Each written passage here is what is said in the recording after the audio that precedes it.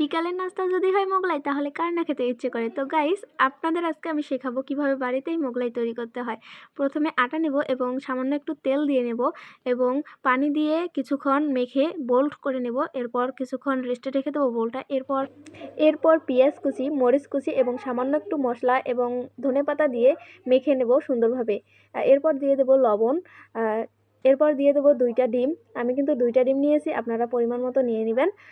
এরপর ডিমটাকে ভালোভাবে ম্যারিনেট করে নেব। তারপর আমি 3টা মোগলাই পরোটা বানাবো, এজন্য 3টা সাইজ করে নিলাম। আপনারা পরিমাণ মতো যতগুলো বানাবেন ততগুলো সাইজ করে নেবেন।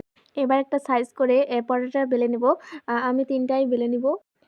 পরোটাটা কিন্তু একদম মোটা হবে না, পাতলাও হবে না, ঠিক এরকম করে বেলে নেবেন।